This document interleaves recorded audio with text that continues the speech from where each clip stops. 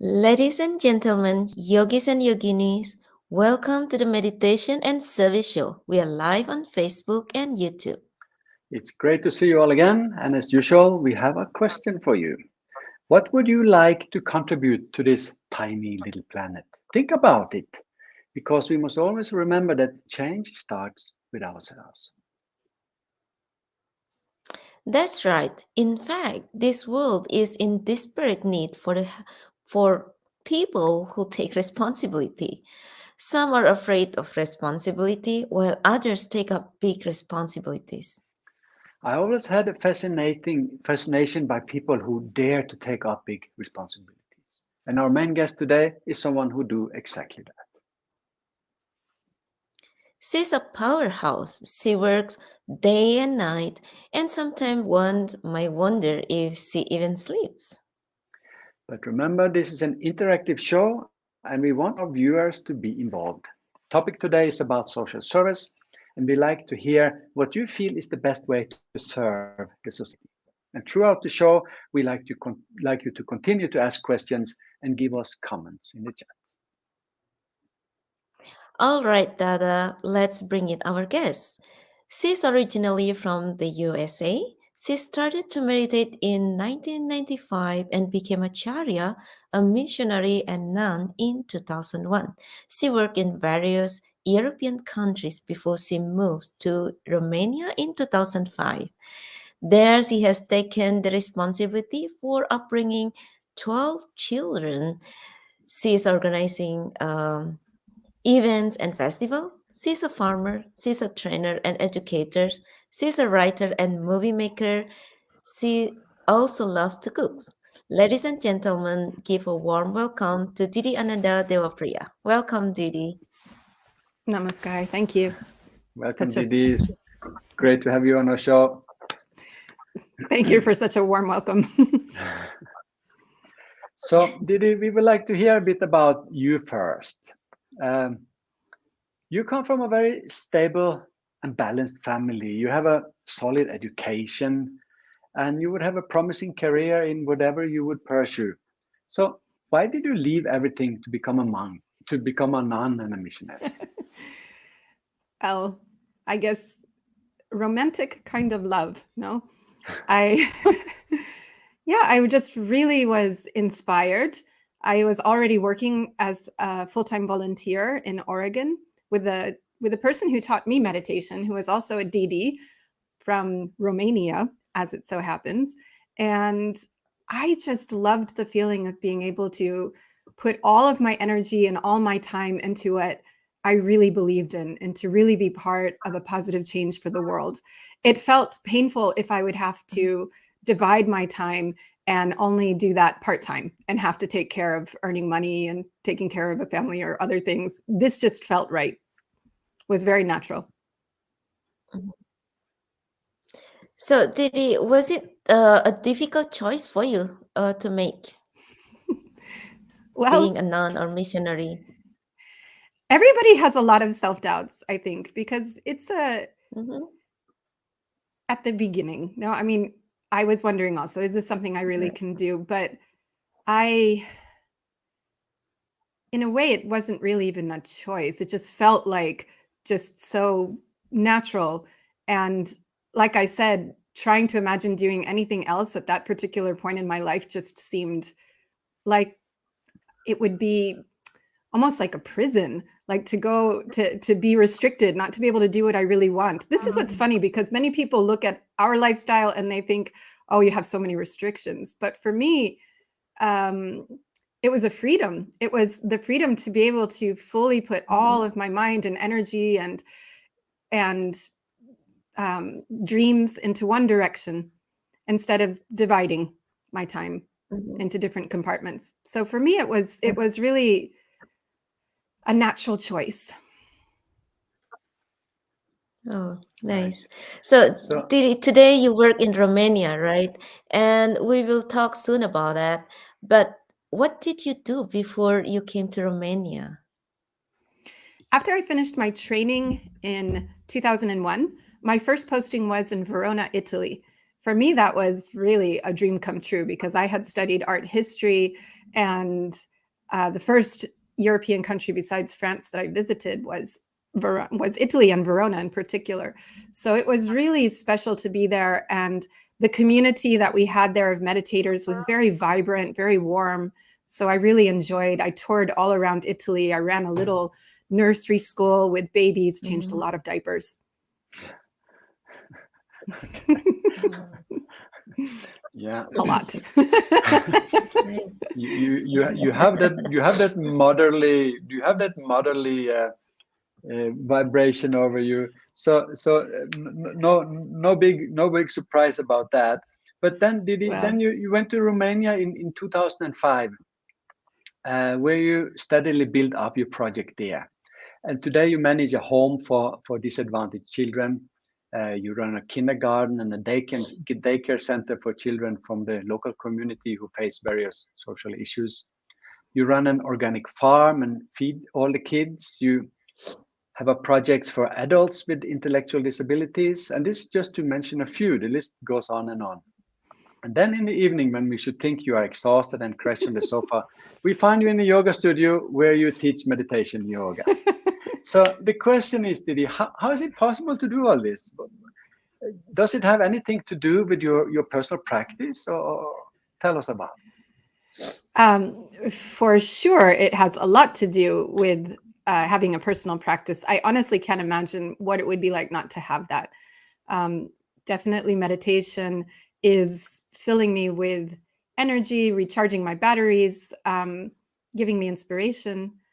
And besides that, I think also having a vision, having things that really, I don't know, just give me hope and that I really feel are worth working for. So I really get inspired, particularly by educational change and the opportunity to impact people's lives here. So we do, besides the projects that you mentioned, we also do grant projects, and I often find those the most exciting. Like right now, we're going to be doing one with high school students and teaching them media literacy and civic change and volunteering and things like this. And I find that really exciting. Right. So, Didi, what is the driving force behind all those things? It's not a little. You did a lot of things. So, what is driving force behind all of this? Yeah, I think it's that neo-humanist vision. This vision for a better world that is based on compassionate values. And I really try to weave that into everything that we do, how we approach working with children that have been neglected or abused. How can we help them to recover a sense of their childhood, positive identity? How can we help them to not only be in the position of receiving, but also to grow up knowing the joy of giving and to feel powerful that they also can give and make a difference in people's lives. And so this even through simple things like having them each buy Christmas gifts for the staff and to be involved in doing things for the community. But these make a difference. It helps them to really feel not just that they're victims in life, but that they're actors, that they're main actors, that they can make a difference.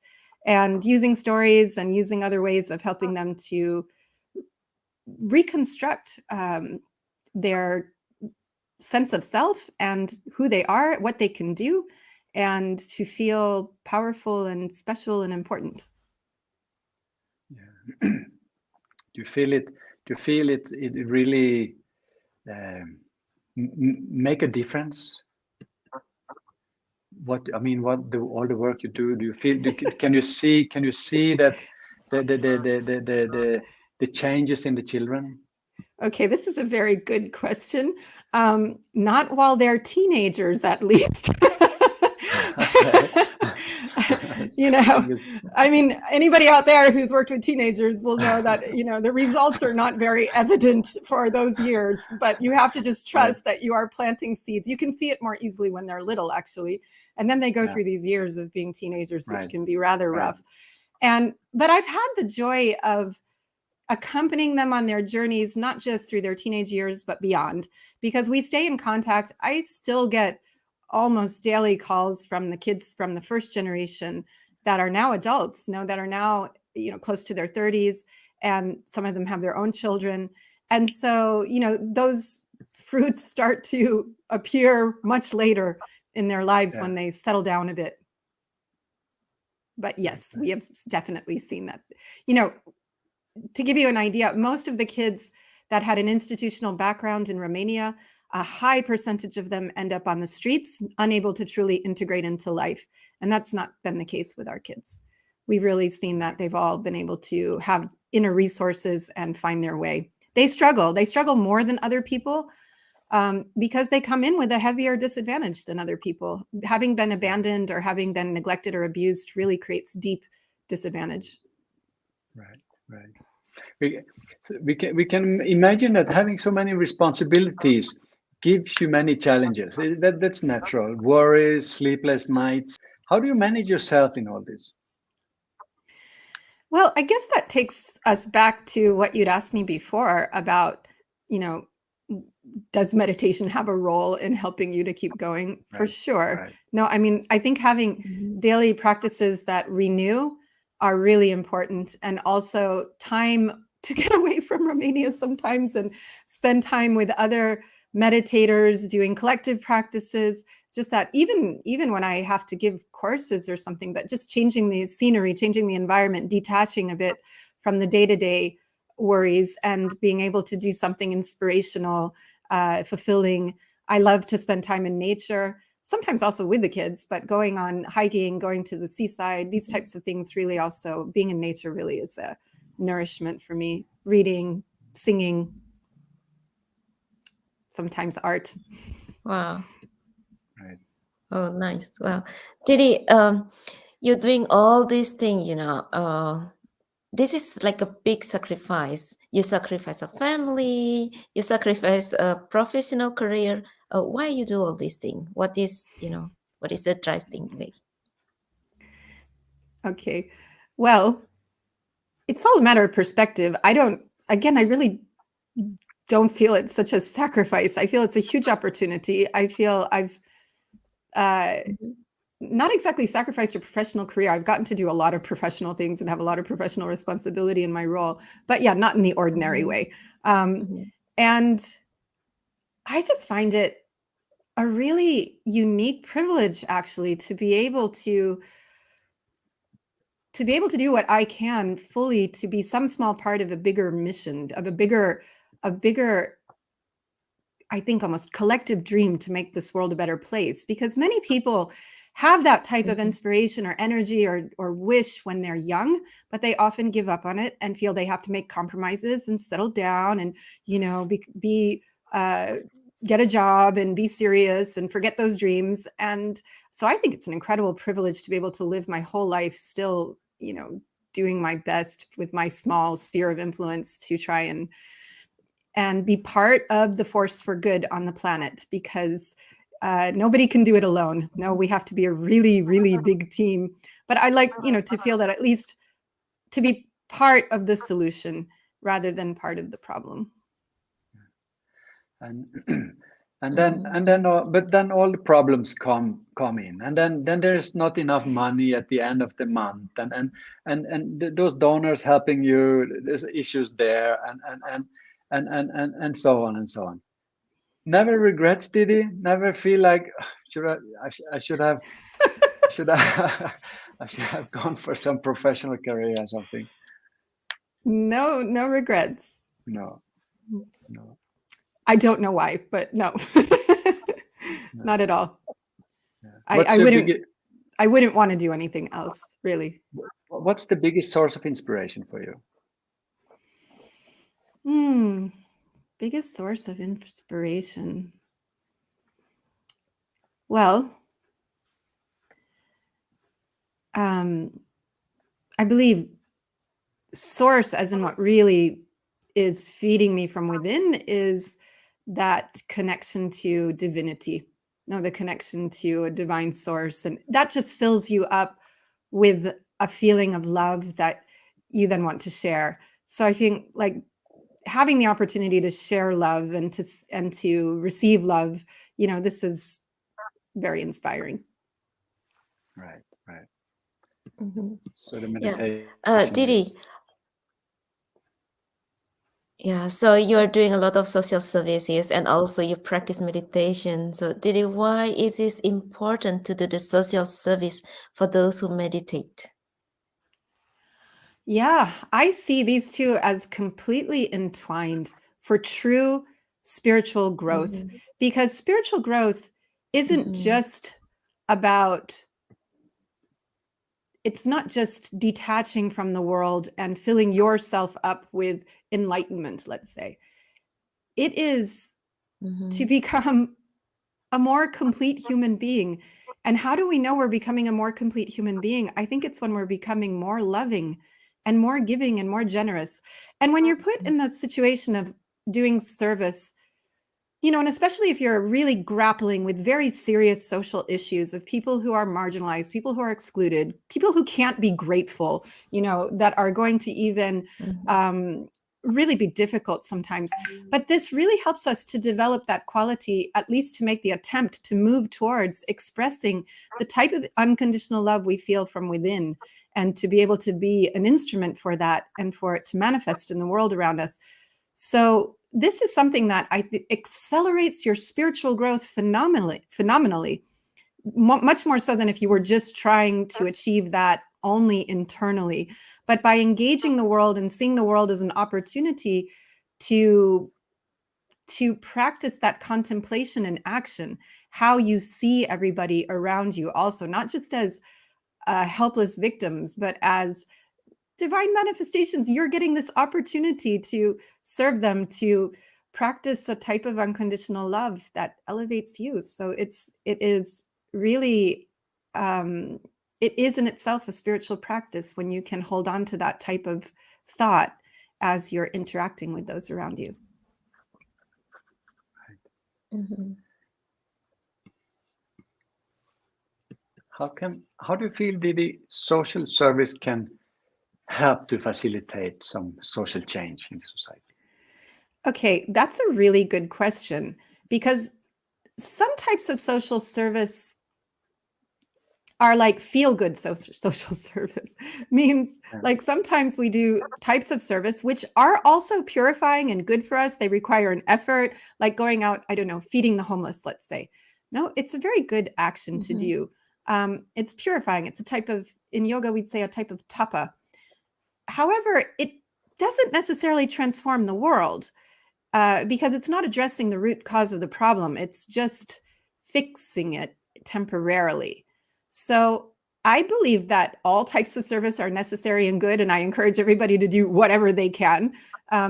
However, I think that it's deeply satisfying to try and connect to types of social service that really look at causes of problems and how we can move humanity forward.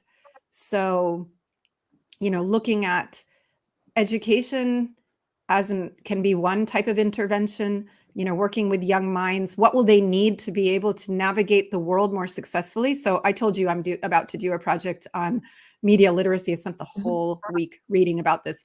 But it's really important, to not just what children learn, but how they learn to think and to apply what I call like the neo-humanist type of way of thinking, which includes using critical thinking skills, but also to be able to apply ethics to decisions and to be able to think what is for the collective welfare, and giving children also a sense that they are part of as a society, they have a voice, they can make a difference, they can also influence things.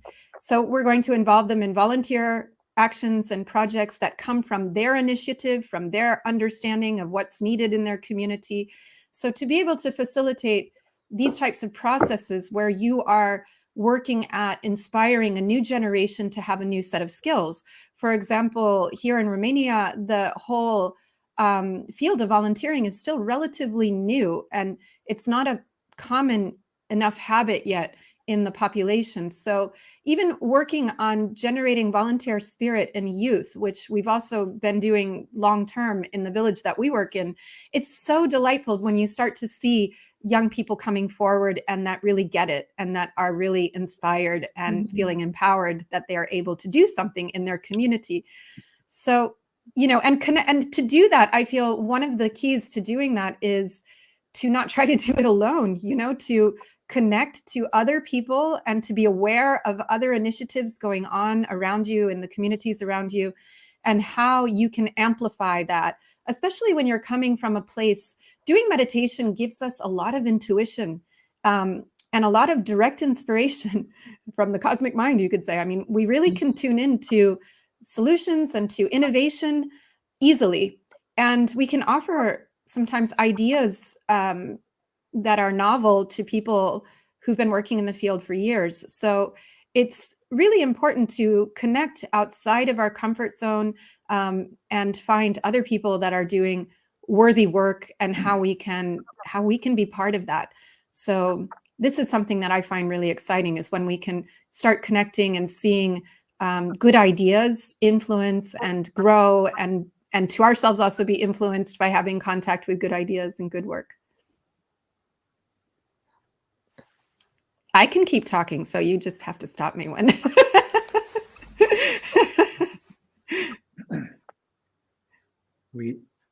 We are having some questions from the chat, Didi. Oh, good. So we have a bit of Yes, participation we in the chat. do. Yes, let's give a greeting. So there is Shanti Devi, say namaskar from Arizona, and also there is namaskar, hello from Lika. She's from Georgia, and he said that is super interesting discourse, and yeah, we have also the Sheila Bhadananda from Canada. And yeah, Dharashila Bhadananda has one question for you, Didi. How do you deal with the children, those who have helped, who reject your way of living and believe the system? Sometimes there are some children which just behave like that. Yep, it happens all the time, especially during teenage years. Well, I mean, when you really want to serve somebody, you have to meet them with where they're at, and we cannot impose our own expectations on them. In fact, then we're kind of contradicting our own values. I think that giving them space and allowing them to go through their own process and being encouraging of just asking them types of questions to think about their values, to think about what do you really think is important in life, instead of just telling them what to think or expecting them to adopt what I think, because anyway, they're not going to do that. So I try to really stimulate them to think, to have deeper conversations. Often these things, what happens that I've noticed is that with teenagers, they're really peer sensitive. They're much more interested in what their peers think than pleasing the adults. And so what I found is useful is that I invite them to come and spend time with me one-on-one in Bucharest, for example, away from the others. Like as soon as you get the teen boys together, they, they're just a gang and they don't want to show that they're interested in anything. But if they're one-on-one, they ask a lot of really interesting questions. And I think they really are, one boy said to me last year when we were painting together, and he said, I'm thinking that money really isn't so important. I think what really makes people happy. And I said, what do you think makes people happy? Well, when I'm spending time and with somebody I love, and, when I'm doing something that helps others. He was kind of like tuning into some of the ideas of Dharma on his own. So, just having those types of conversations so that it comes from them rather than and they're owning it rather than it feeling like it comes from outside. There's a more general question here, Didi. Says from Shanti Devi. Shanti Devi asks, can a helping profession, a medical profession, be a social service if one is paid to do so? Is that service? Okay, well, there are these service professions, right? So like there are people that I have to hire to be social assistants and to help in our projects and to work full time. And in order to be able to render proper services to people who need them, you need professionals. You know, we need a psychologist, we need social workers like this.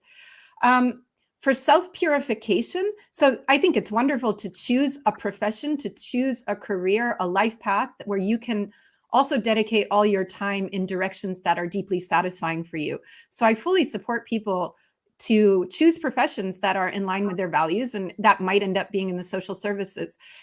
For self-purification and for going beyond, you know, the ego, etc., doing volunteer work where there's no monetary reward is important. So I think, like, even with doctors can then go and do Médecins Sans Frontières. No, they could go and volunteer, you know, in a relief project for a few days or week or whatever. So I think that having those skills, being in a helping profession is good. It aligns your life work with your values. But I think also doing tapa, also doing a type of sacrifice by doing volunteer work, is still important, even if that's your profession.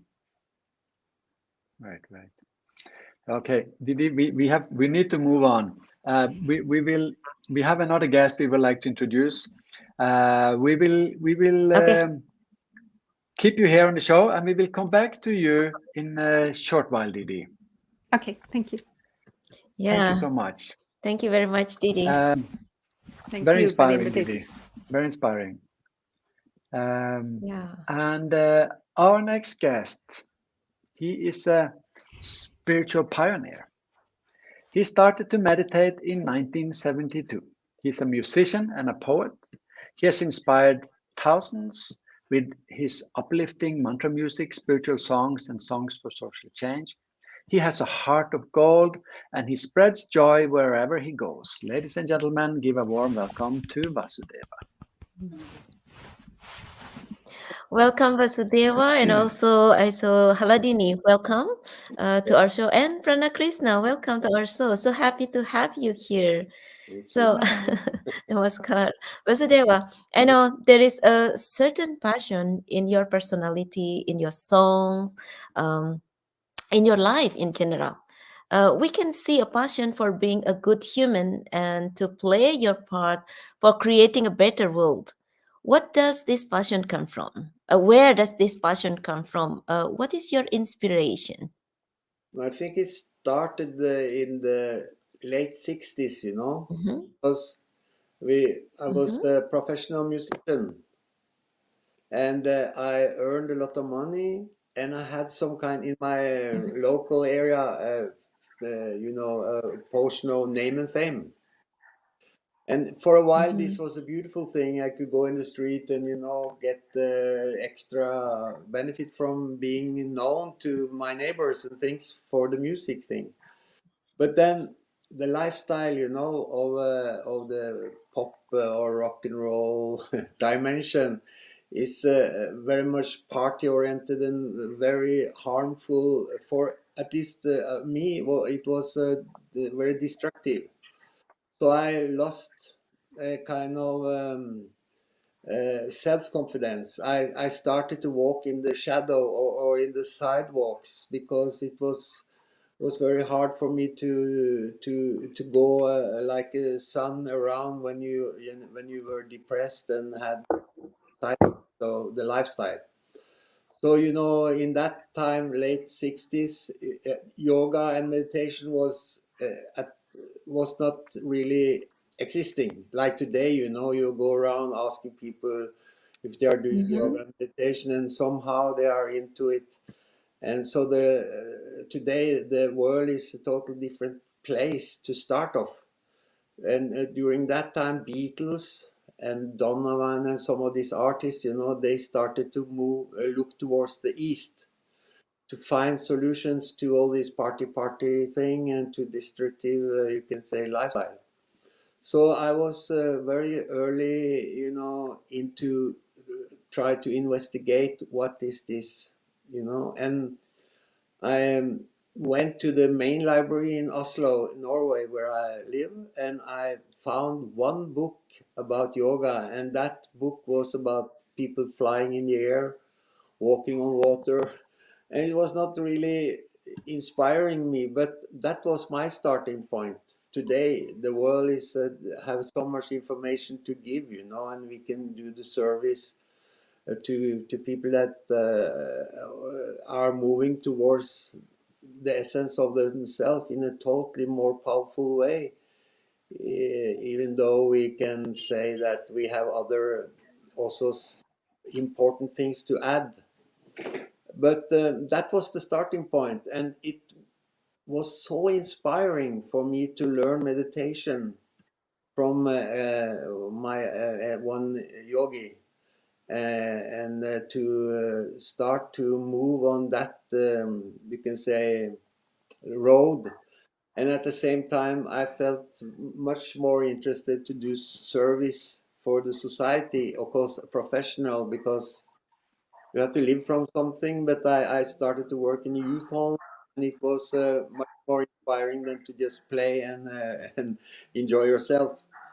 So that was my starting point, and How it how how has this your meditation practice, how has it influenced you? How has it changed you?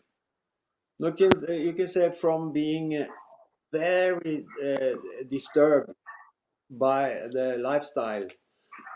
I was almost like sick mentally, and I changed from being a very shy person to be now you can say, maybe you can talk, you can feel like I'm a free talking person and this and that, but in that time I didn't dare to look in your face.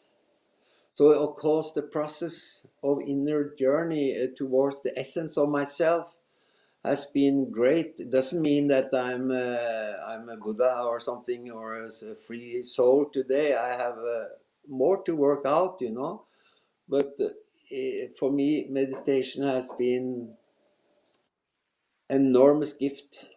And Right, also, right. as Edie said, you know, to see this like her, and to follow her projects and see many of these, you know, yogis working so hard, you know, for changing the society is so inspiring, and I know how Mhm. hard work it is behind it. Yeah, right. So that's the, you can say, in music field also it changed me totally. The interest Mhm. for giving through music became a totally different thing. Yeah. So, Yeah. but So, this meditation so can have yeah, certain. Please go ahead, Didi. yeah. So, yeah, the meditation, you also mentioned about the music just now. Yeah. Yeah, One of the most powerful ways to enhance the meditation is to sing the yeah, mantra before we start meditating. yeah, And that is known as kirtan. Can yeah. you explain a little bit about how kirtan help us in meditate? Is becoming deeper. No, my experience with the kirtan is it is, I think, one of the most powerful medicine I ever have been given, you know. And I think for the whole humanity, with when I can see when I am together with many people, especially, and we dance, you know, and sing the mantra, we go maybe very often in our intellectual prison, you know. Okay, and but when we start to catch the ideation, love is all there is, you know, and it's go beyond the boundary of this planetarian experience in a way, and the spiritual door is opening. It I see in retreats or where people come together that certainly everybody's getting a lot of you can say feeling of ecstasy in a way, of a very important uh, you can say things to work on themselves and to feel love, you know. And very often after experience like this, almost like nirvana or samadhi or something, you know, people feel so happy afterwards.